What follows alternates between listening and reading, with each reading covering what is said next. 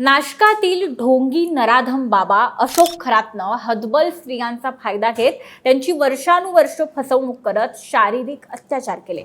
त्याच्या पापाचा घडा अखेर आता भरलाय अशी किमान चिन्ह तरी दिसतायत। पण मुख्य मुद्दा आहे तो या ढोंगी नराधमाशी संबंधित असलेल्या किंवा त्याचे शिष्य असलेल्या काही राजकीय नेते मंडळींचा। महाराष्ट्रातील असे अनेक नेते आहेत जे खरातच्या या ढोंगीपणाला बळी पडलेत आणि त्याच्या गळाला लागलेत असं समजतं। आता ही सगळी नावं कळली तर महाराष्ट्रात भूकंपच येईल, पण त्यातलं सगळ्यात पहिलं आणि महत्त्वाचं नाव जे चर्चेत आलं ते होतं रुपाली चाकणकर। विरोधकांच्या मोठ्या दबावानंतर महिला आयोगाच्या अध्यक्षपदाचा राजीनामा दिलेल्या चाकणकर त्यांच्या खरात सोबतच्या काही जुन्या फोटोज आणि व्हिडिओजमुळे प्रचंड अडचणीत आल्या। अशातच हाताची अनामिका कापून तंत्रमंत्र विद्या करत असल्याचा जो एक अत्यंत भयंकर आरोप चाकणकरांवर झाला त्याने सगळेच हादरले। पण आता याबाबत चाकणकरांना वाचवण्यासाठी चक्क एक गणेश मंडळ धावून आलंय।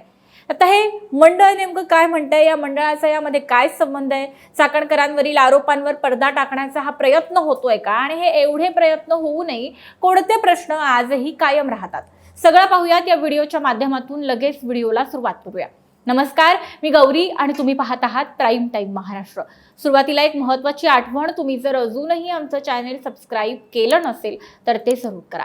नाशिक येथील ढोंगी स्वयंघोषित बाबा अशोक खरातला महिलांवर शारीरिक अत्याचार आणि शोषण केल्याच्या आरोपामध्ये अटक झाली।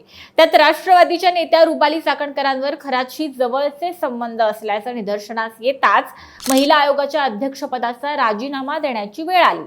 अशातच ठाकरेंच्या नेत्या सुषमा अंधारे यांनी खरात याच्या प्रभावाखाली चाकणकरांनी तंत्रमंत्र विद्येसाठी आपली अनामिका कापल्याचा दावा करत राज्यामध्ये मोठी खळबळ उडवून दिली। याबाबतचे अनेक फोटोज अंधारेंनी दाखवले, ज्यामध्ये चाकणकरांच्या अनामिकेला बँडेड लावलेलं दिसतंय।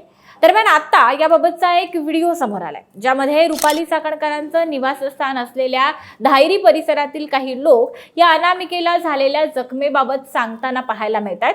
स्थानिक धायरीकरांच्या मते विघ्नहर्ता मित्रमंडळाच्या आरतीला दरवर्षी रुपाली चाकणकर या जात असतात आणि जे चाकणकरांचे फोटो आता दाखवले जात आहेत त्या दिवशी त्या आरतीसाठीच त्यांच्या गणेश मंडळामध्ये जात होत्या।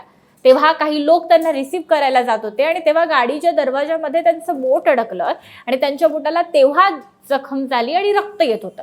तेव्हा त्यांनी तात्पुरतं त्या बोटाला टिश्यू पेपर लावला आणि आरतीमध्ये त्या सहभागी झाल्या, अशा पद्धतीची माहिती हे प्रत्यक्षदर्शी देताना पाहायला मिळतात। त्या आरतीचा व्हिडिओ देखील तुम्हाला पाहायला मिळेल असं ते म्हणतात आणि त्या व्हिडिओमध्ये तुम्हाला त्यांच्या बोटाला झालेली जखम दिसते असं म्हणत हे धायरीकर जे आहेत ते रुपाली चाकणकर यांची बाजू सावरतायत।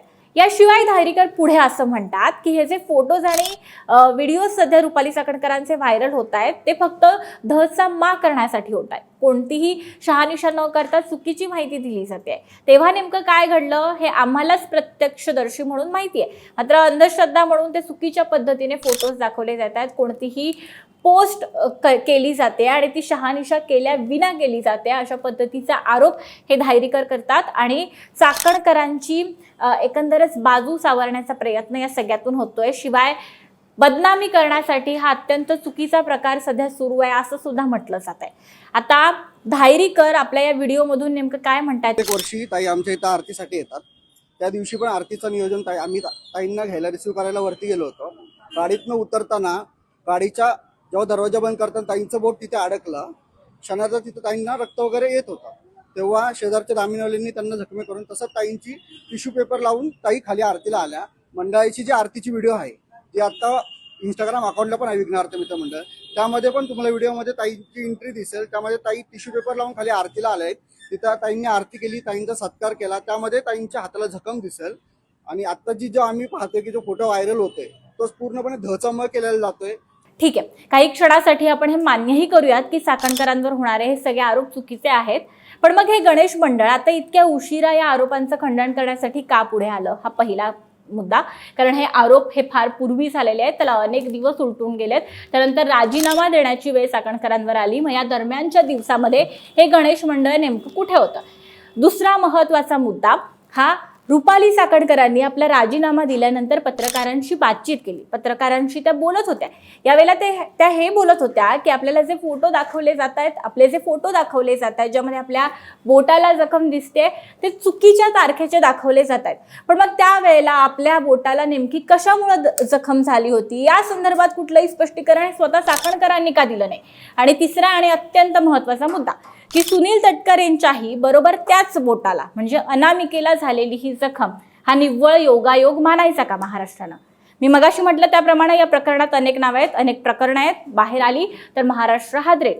आता तुम्हाला या प्रकरणाविषयी काय वाटतं? धायरीकरांच्या किंवा तिथल्या स्थानिक लोकांनी चाकणकरांच्या वर होणाऱ्या आरोपांना ज्या पद्धतीनं पांघरून घालण्याचा प्रयत्न केलाय त्याविषयी काय वाटतं? आणि त्यानंतर आपण जे आता त्यांना प्रश्न विचारतोय त्या प्रश्नांविषयी काय वाटतं? तुमची मतं, तुमच्या प्रतिक्रिया यास नक्की सांगा. चाकणकरांना खरोखरच अडकवण्याचा प्रयत्न होतोय की या सगळ्यामध्ये त्या गुंतलेल्या आहेत? तुमची मतं आम्हाला नक्की सांगा. आणि व्हिडिओ महत्त्वाचा वाटला तर लाईक आणि शेअर करायला विसरू नका. धन्यवाद.